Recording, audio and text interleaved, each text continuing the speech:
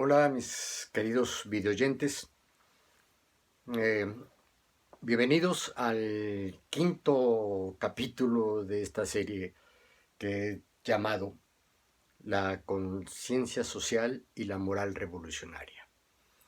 Les había dicho en el último video de hace ya una semana que hoy iba a tratar una experiencia también de la pubertad, de la adolescencia o de la preadolescencia tal vez, sobre una experiencia pues que tuve en la secundaria, ya en el tercer año de secundaria, y que tiene que ver con esta especie de desarrollo de mi conciencia social y de la moral revolucionaria que desarrollé, que tuve en aquellos tiempos. Evidentemente, tanto mi conciencia social como mi moral revolucionaria, ya no me atrevería incluso a decir hoy que estoy con una moral revolucionaria. ¿Por qué?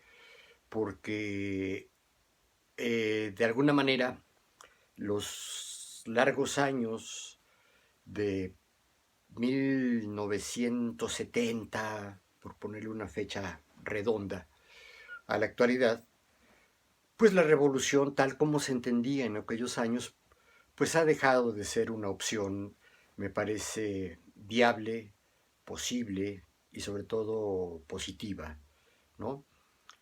Si bien hoy estamos asistiendo a una especie de transformación social muy intensa, impulsada por esto que López Obrador llamó la cuarta transformación de la vida pública en México, y que a mí me gusta más su utopía de la república amorosa. En algún video anterior también les mencioné que yo le encuentro esta lógica. Yo no sé si sea la misma lógica que le da el presidente de la República o que le da el mismo partido Morena o los simpatizantes de López Obrador.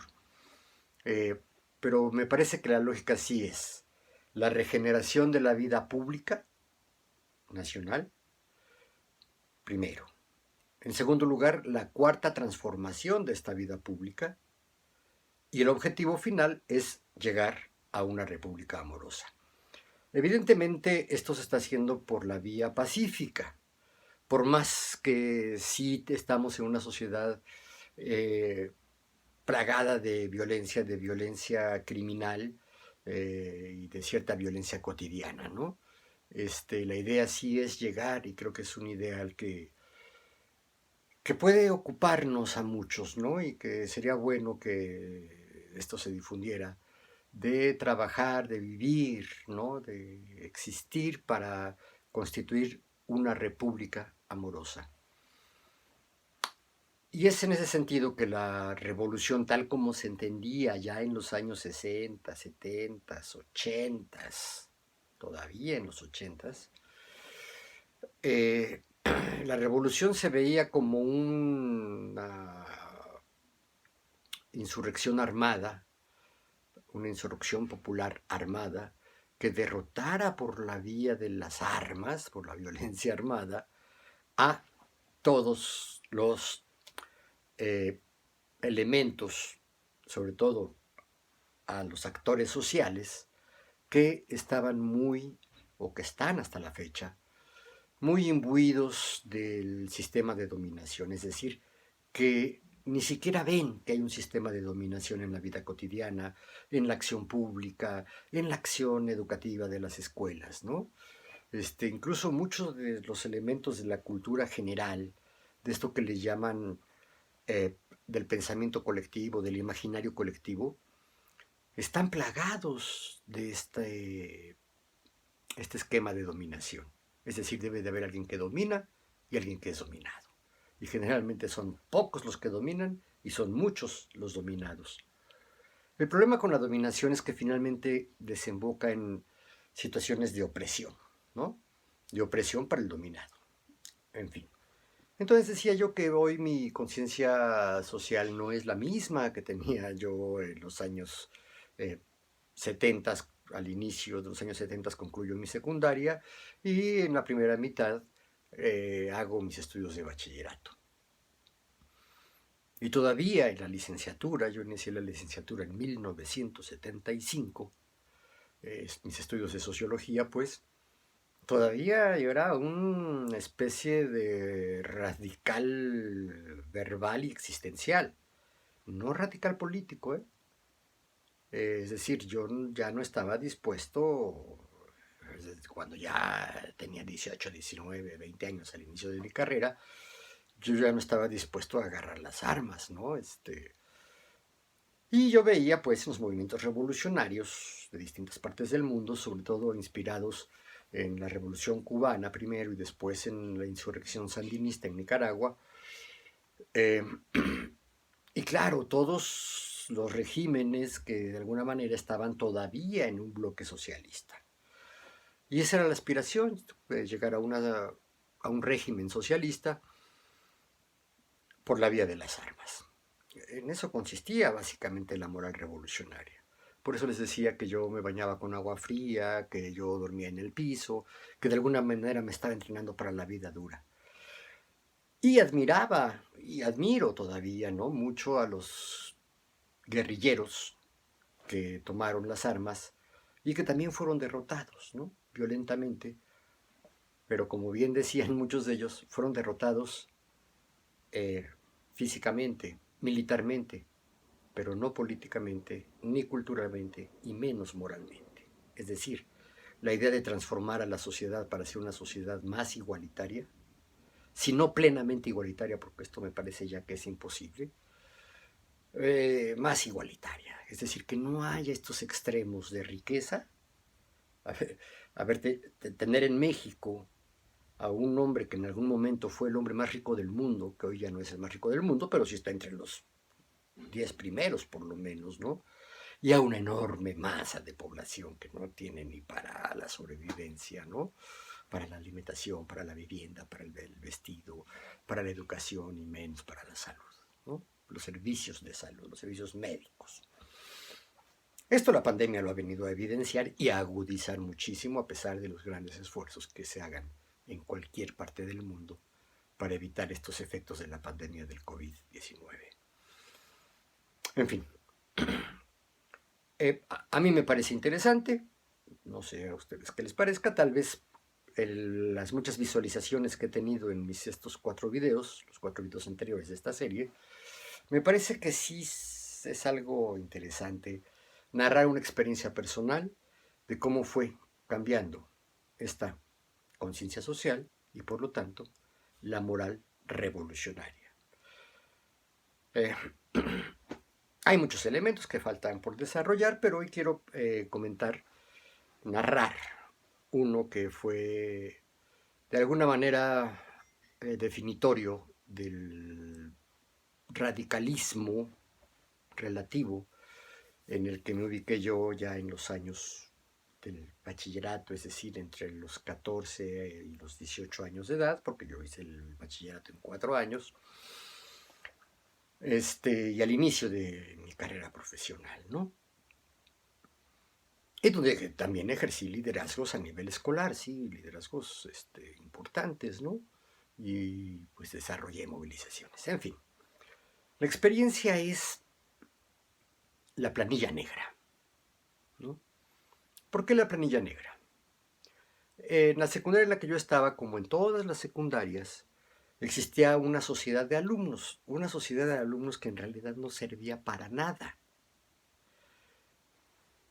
Tal vez para lo que mejor servía era para que hiciéramos una especie de ejercicio democrático electoral al interior de las escuelas. Eh, Siempre convocados por la autoridad y estimulados por nuestros maestros, llegaba un periodo en el año escolar en el que se venían las elecciones de la sociedad de alumnos. Discursivamente se decía que la sociedad de alumnos serviría para llevar la opinión del alumnado a las grandes decisiones de la autoridad escolar, que tampoco eran muy grandes porque siempre están constreñidos por una autoridad superior, ¿no? Que son las autoridades de la Secretaría de Educación Pública a nivel federal, o bien de la Secretaría sí, casi siempre son secretarías de educación a nivel de los estados.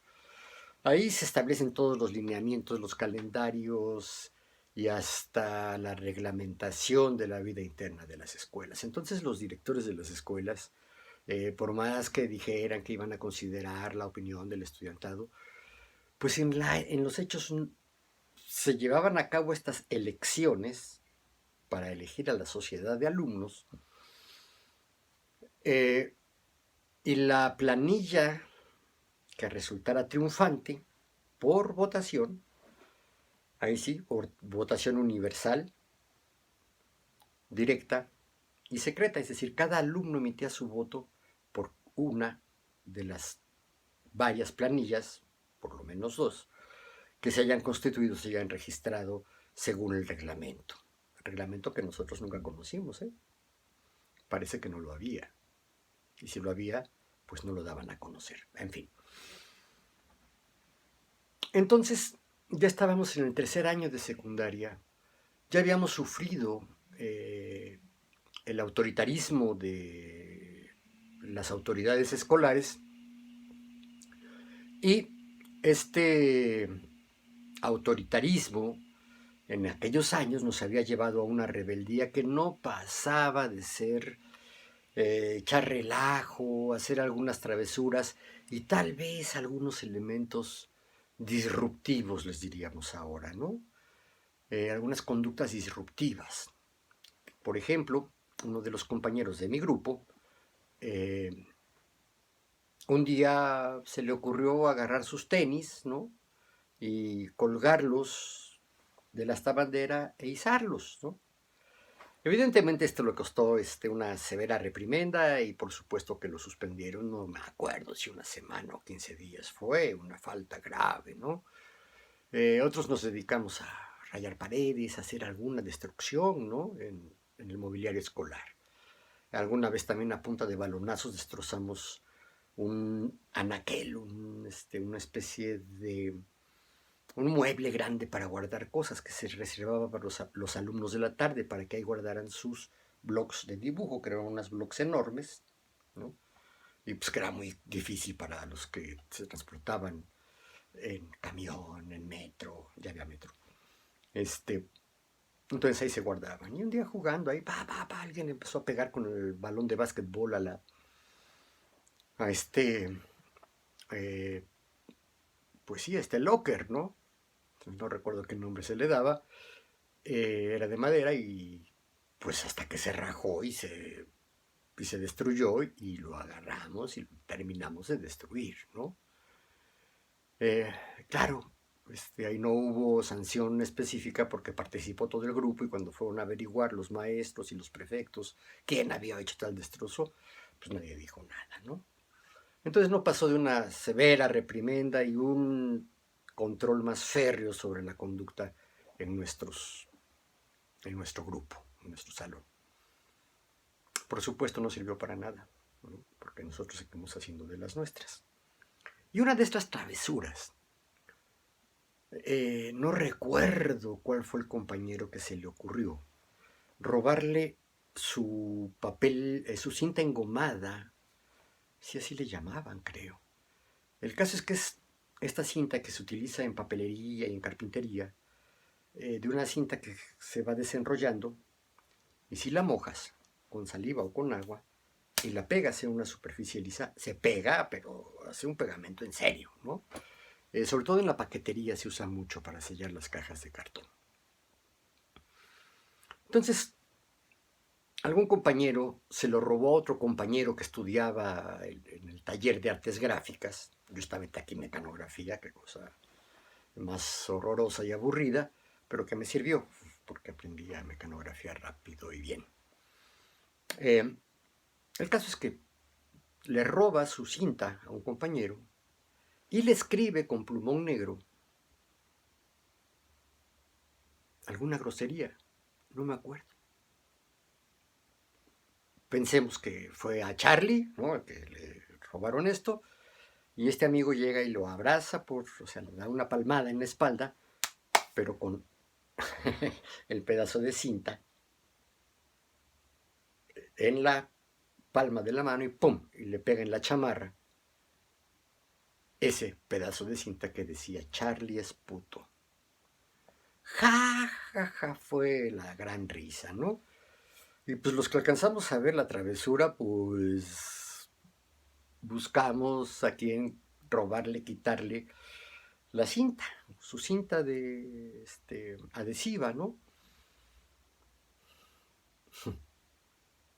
Cinta engomada, algo así se llamaba. Y empezamos a pegar por todos lados, primero en el salón de clases, ¿no? En nuestras bancas, en nuestros cuadernos, y al que se dejaba, pues se la pegábamos también donde no se la pudiera quitar, ¿no? Y pues de repente las consignas empezaron a ser cada vez más, digamos, politizadas, ¿no?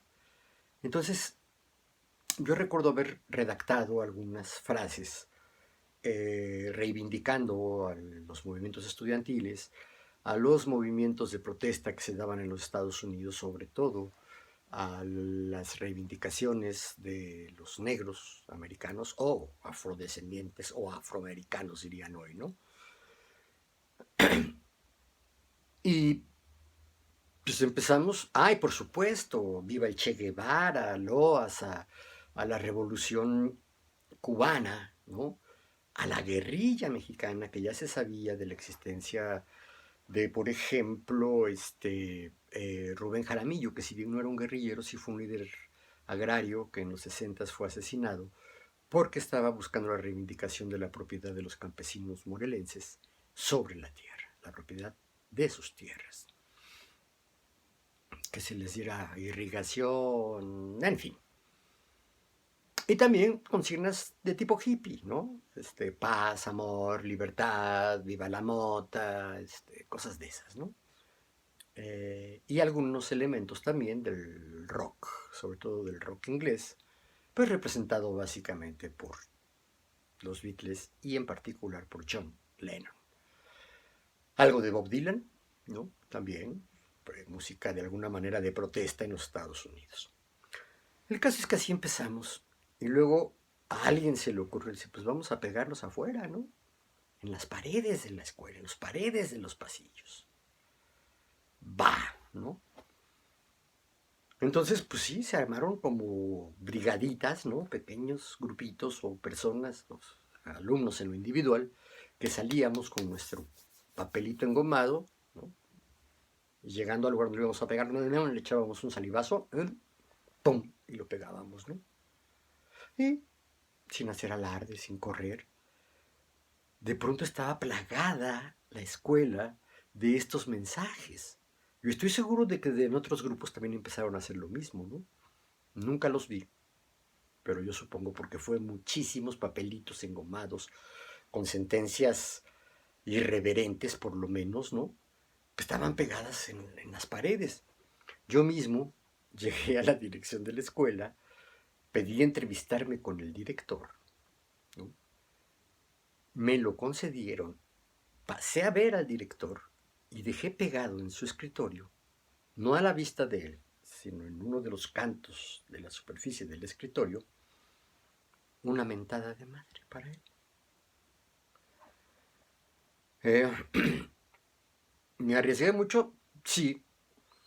Afortunadamente creo que no se dieron cuenta que fui yo o no lo pudieron asegurar. El caso es que era difícil quitar estas cintas. Y claro, en cuanto las descubrieron, pues mandaron a todo el personal de intendencia, incluso a los prefectos, a tratar de quitar esos papeles, esos pedazos de cinta pegados en las paredes. Las paredes eran de mosaico.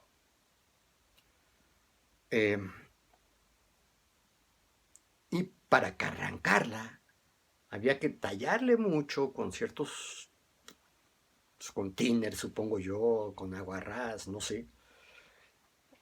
Y no se pudo arrancar sin raspar el mosaico. Entonces decidieron ya algún directivo dio la orden de que se detuviera y que simplemente pues estuvieran tallándole, que si no se quitaba del todo, pues que por lo menos se borraran o se difuminaran las letras. Y con el tiempo pues podrían ir quitando poco a poco esos papeles engomados que habíamos pegado. Esto sucedió a media semana. Estábamos muy contentos. Lo dejamos de hacer porque pues, ya sabíamos que ya se había dado cuenta toda la escuela, ¿no? De que estaba esto cundiendo, ¿no? Entonces, pues nosotros ya no lo hicimos más. Sí fueron a nuestro salón a preguntar.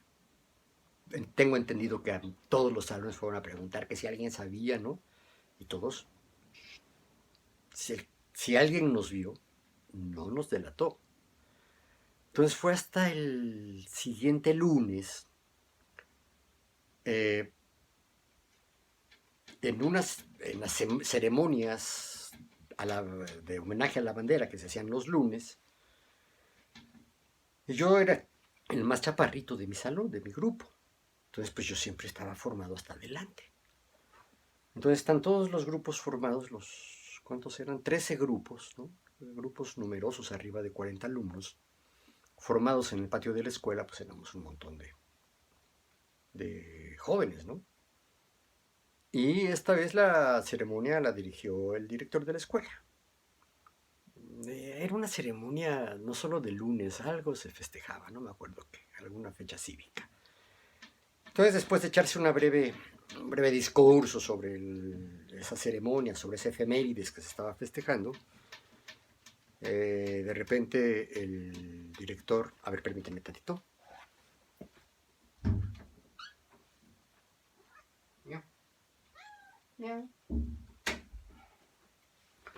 Mi gatita que no puede vivir sin mí. Bueno, no largos ratos. Entonces, dijo el director más o menos las siguientes palabras. Y bueno, como ustedes habrán visto, han aparecido una serie de papeles engomados pegados en las paredes de la escuela con injurias, con frases verdaderamente, ¿cómo dijo?, de rebeldía. Y eso no se puede tolerar.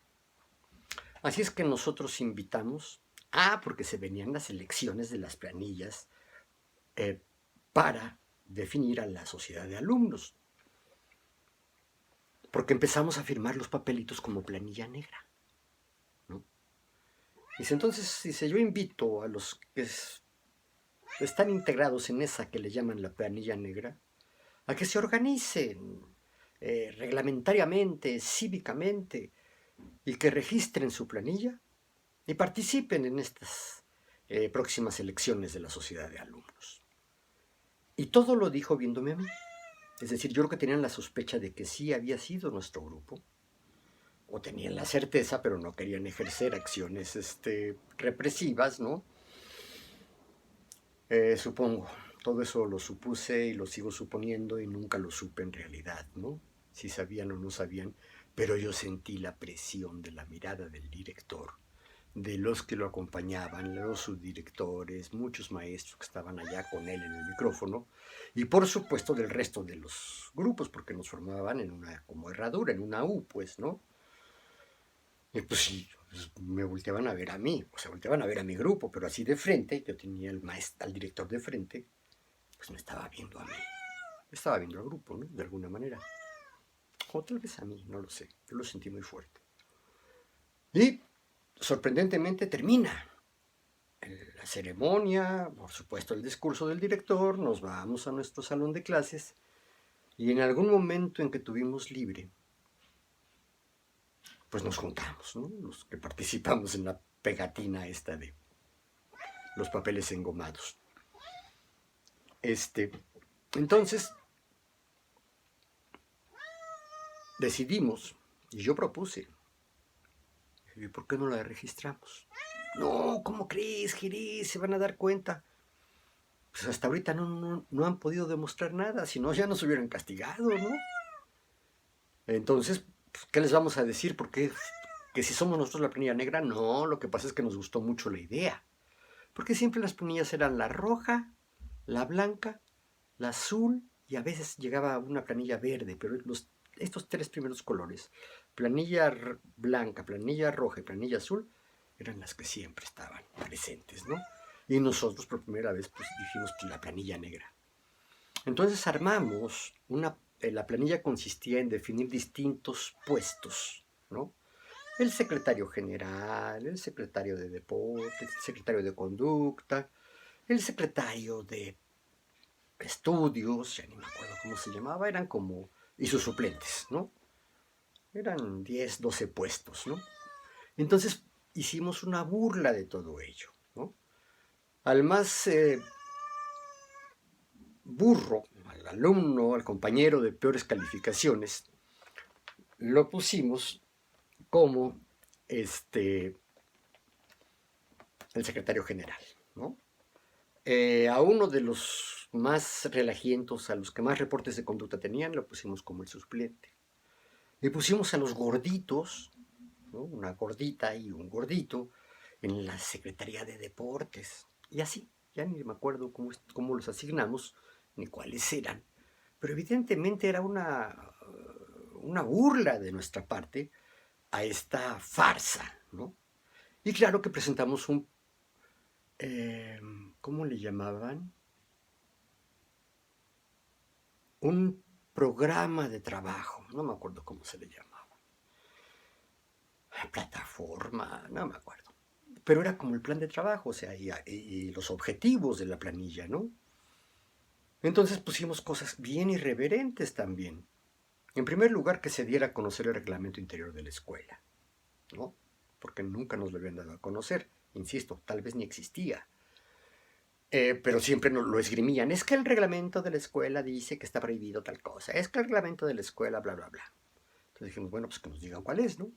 Y entre las prohibiciones que los maestros decían que existían en el reglamento, era que los hombres teníamos que llegar con el pelo cortado a casquete corto, cuando mucho casquete regular, que el uso del uniforme era estricto y había una o dos tiendas ahí cercanas a la escuela, el único lugar donde se vendían las prendas de ese uniforme, me refiero a la chamarra, al chaleco y el uniforme de deportes, ¿no? Que todos llevaban el escudito de la escuela.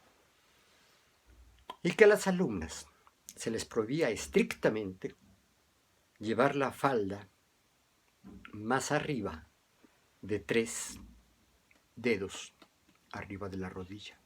Entonces, pues las muchachas tenían que andar con la falda prácticamente en la rodilla, pero a las muchachas ya les gustaba enseñar pierna, ¿no? Lo cual nosotros agradecíamos, por supuesto, los hombres.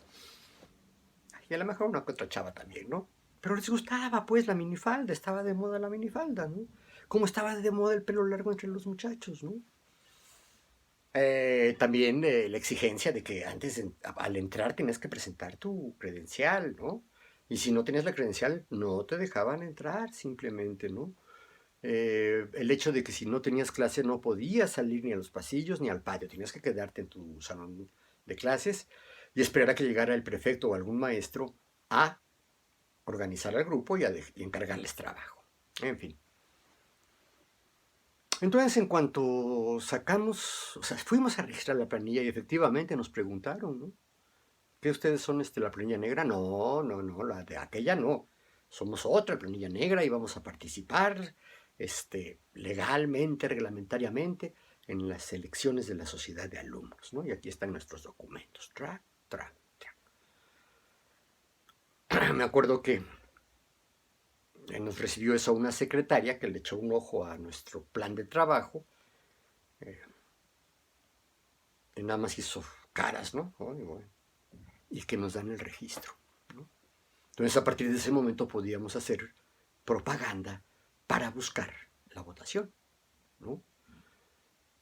Y tuvo efectos maravillosos desde que se dio a conocer la planilla negra, porque todas las planillas que participaban, además de hacer públicos los cargos, ¿no?, a los que se aspiraba, también daban a conocer sus objetivos y su plan de trabajo.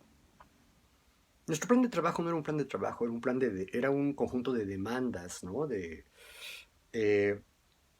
Una especie de pliego petitorio, pues, ¿no?, a la autoridad. Y en este pliego petitorio era que se diera a conocer el reglamento interno de la escuela. 2, que se les permitiera a las niñas usar la falda más arriba de donde estaba establecido y que se nos permitiera a los muchachos pues traer el pelo pues, por lo menos cubriendo las orejitas, ¿no? Que se relajara la revisión de los uniformes al entrar y también la presentación de la credencial. puesto que todos los miembros de la escuela, estando ya en segundo año, en tercer año o a los pocos meses de haber iniciado el año escolar, conocían a todos los muchachos que llegaban a la escuela. Entonces era un trámite innecesario presentar la credencial. Así lo veíamos nosotros y creo que así es. El caso es que llamó la atención tanto de tantos alumnos. Eh, las campañas electorales anteriormente eran una vacilada, ¿no? Te regalaban paletitas, dulcecitos del color de la planilla a la que estabas impulsando. Y los más acaudalados, digamos, ¿no? Los más ricos, llegaban hasta imprimir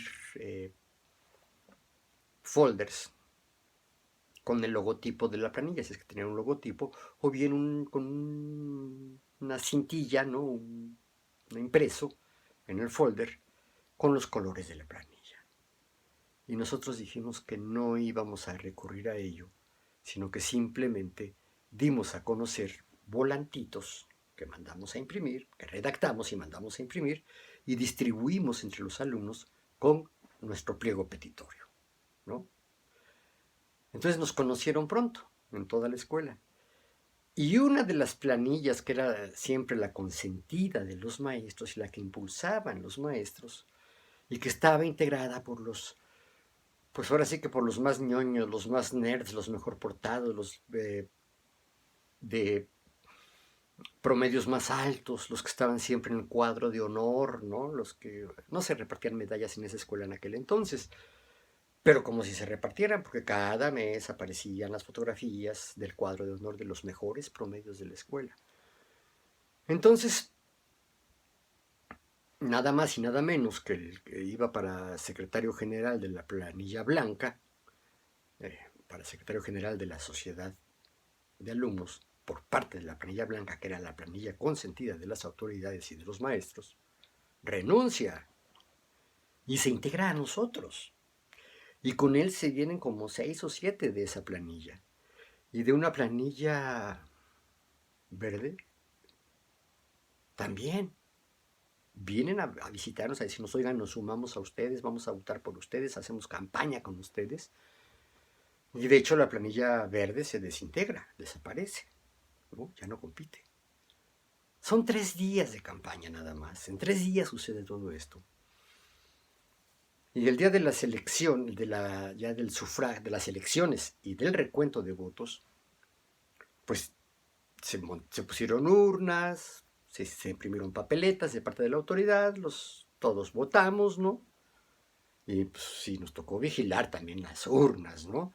Y luego acudir al recuento que se hacía en la dirección de la escuela por parte, por supuesto, de las autoridades, ¿no? El director no estaba, pero los subdirectores sí estuvieron presentes, la del turno matutino en la mañana y la del turno vespertino en la tarde. Entonces el recuento definitivo se hacía en la tarde, porque era ya cuando se cerraba el recuento. Y ahí estuvimos. Yo me acuerdo cómo se empiezan a contar, ¿no? Sacaban las secretarias las papeletas y decían planilla verde, planilla roja, planilla azul, planilla blanca. Y estaba reñido entre la blanca, que era la prestigiada, la bien vista por las autoridades, y nosotros la planilla negra, ¿no? Para no hacerles el cuento largo, se hacen ya las sumas de cada urna, ¿no? Y resulta que la planilla negra había resultado triunfadora por 20 votos de ventaja. No era un triunfo muy amplio, pero era un triunfo claro. Y entonces el subdirector de la escuela, un maestro de apellido Rojas, me acuerdo, dice, no, no puede ser, no puede ser. Recuento, se vuelven a contar. Y después de anunciar esto, manda llamar a las secretarias que estaban haciendo el recuento. Están un ratito encerradas con él en la oficina de la dirección y salen, ¿no? Y se reanuda el recuento. Yo vi cómo votos que debieron haber sido anulados porque tenían doble votación las secretarias los anunciaban como de la planilla blanca. Y pues por más que uno quisiera protestar, yo intenté protestar porque yo vi por lo menos 3 o 4 y dije, maestro, maestro, a ver aquí, que se revise. No, no, no, no, no, no, esto ya no se para, ¿no? Nos negaron toda posibilidad de anular o bien de que se registraran bien esos votos, que se contaran bien esos votos. Y al final, el resultado fue que la planilla negra perdió por 6 votos frente a la planilla blanca. Protestamos, gritamos, berreamos, nos corrieron, era noche, y nos fuimos. Había un restaurante cercano a la escuela, el Janitzio, creo, era un restaurante de mariscos, eh, y ahí nos fuimos a sentar, ¿no? Algunos que eran bravos pues pidieron cerveza y se la sirvieron, no eran muy estrictos en ese entonces para que los menores no bebieran cerveza, pero la mayoría pedimos algún refresquito o algo así. Y estábamos muy tristes, ¿no? Entonces, pues sí, dijimos, ¿y ahora qué sigue? Pues la insurrección, ¿no? La rebelión. Nos volveremos terroristas. Entonces, a partir de allí, dado que nos habían hecho un fraude electoral, claro, a todas luces, ¿no? Eh, y había triunfado la visión pueril, infantil, ingenua, ¿no? De que iban a vigilar el buen desempeño de los maestros, de que iban a procurar que la comunidad estudiantil trabajara en la preservación del bien de la escuela, de los bienes muebles, inmuebles y de los materiales, ¿no? Cosas así, ¿no? Impulsar el respeto, cualquier cosa que se entendiera por eso, ¿no? Entonces sí, pues a partir de ese día, de acuerdo a la junta que tuvimos posterior al fraude, cuando vimos que ya no podíamos hacer nada, y que de todos modos pues iba a montar la planilla negra, le iban a dar posesión y no iba a suceder nada con esa, perdón, la planilla blanca, y no iba a suceder nada con esa sociedad de alumnos, efectivamente, ¿no? La sociedad de alumnos fue electa y no pasó nada, pero nosotros sí nos volvimos conscientemente, intencionalmente, una especie de terroristas. Claro, no podíamos hacer mucho. Pero después de eso se dieron todos esos hechos que yo les comento. Un compañero que cuelga los tenis, otra compañera que decide sentarse en minifalda a medio patio y no ir a clases porque no estaba de acuerdo con algunas conductas represivas de la autoridad y de los maestros. Rayábamos las bancas. ¿Sí? Yo hice un agujero en la pared. Me tocó sentarme en una banca que estaba frente a una columna y yo pensé que era pues una columna maciza, ¿no? Entonces con la pluma empecé a escarbar en el yeso y de repente me encuentro una burbuja en el yeso. Porque ¡puc! Se me fue la pluma, le jalo, le rasco y y con la mano empiezo a desprender el yeso. Eso lo hice en una hora, mientras había clase. Entonces, pues yo era ya hábil para eludir la vigilancia de los maestros. Cuando se enteran, pues nos mandan llamar al muchacho del turno vespertino que ocupaba esa banca y a mí, ¿no?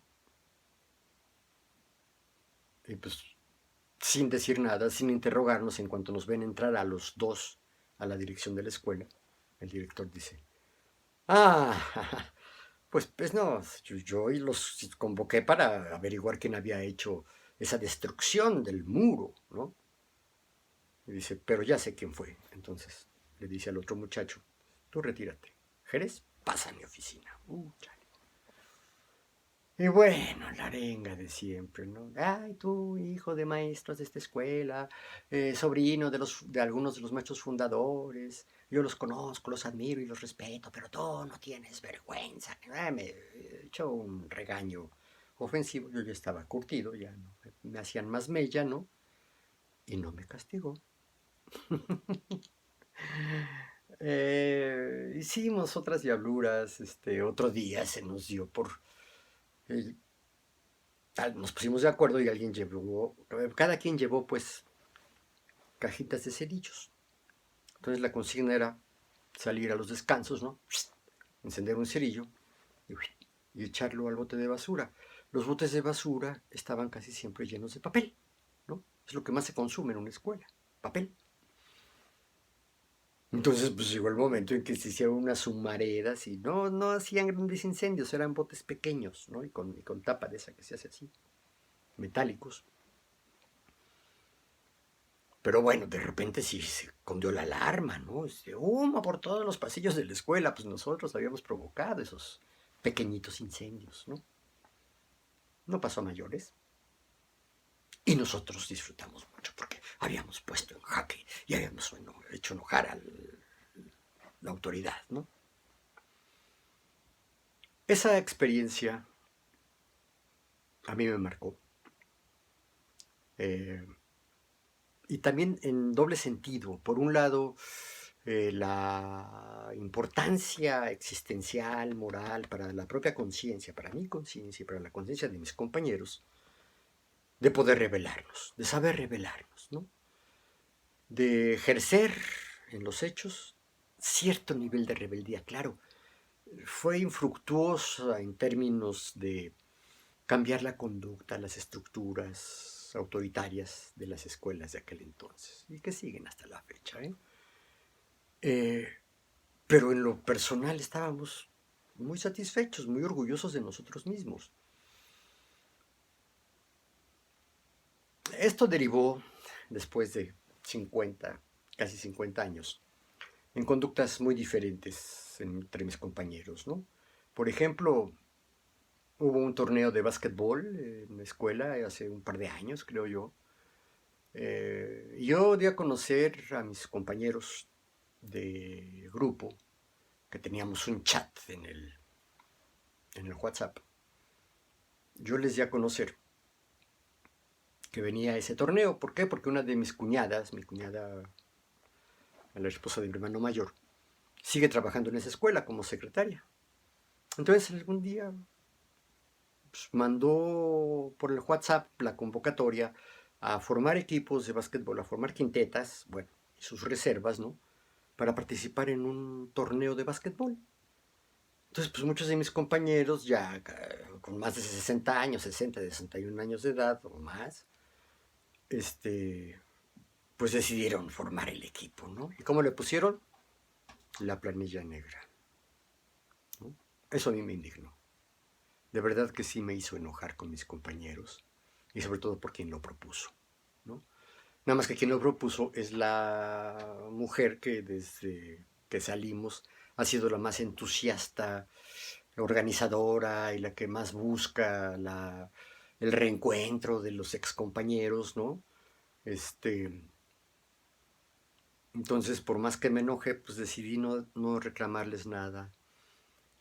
No recordarles que la planilla negra original existió en contra de la autoridad de la escuela, en contra del ejercicio de la autoridad en la escuela, y que ahora pues, ponerle a un equipo de viejitos que iban a jugar básquetbol y que perdieron los 3 partidos, pero terminaron muy contentos. Y digo, bueno, pues por lo menos es loable, ¿no? El chiste es participar, ¿no? Sí, pero yo no lo hubiera hecho, no lo hice, de hecho. No me acerqué a la planilla negra con todo y que yo di a conocer la convocatoria. Bueno, eh, de ahí están, digamos, los dos extremos, tal vez, ¿no? O tal vez hay extremos más a la izquierda o más decididos de lo que yo fui, porque sí se metieron a los partidos políticos de izquierda. Hubo compañeros que militaron en el Partido Comunista y otros que simplemente se plegaron a la vida institucional, a la vida empresarial y que se volvieron pues, gente tranquila, gente de bien y que tienen el recuerdo de la planilla negra como una aventura escolar más. Para mí no. Para mí fue un hecho muy, muy definitorio de mi vida y de lo que viví después de la secundaria, es decir, después de 1971.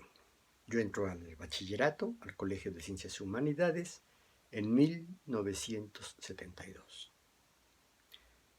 Pero de estas experiencias ya CCHeras les voy a platicar en otro video. Gracias por llegar hasta aquí. Ojalá lo vean completo. Ojalá le pongan un like. Y sobre todo, coméntenme algo. ¿Les gusta? ¿No les gusta? Su punto de vista, en fin. Ojalá y lo hagan, ¿eh? Nos vemos, espero que pronto.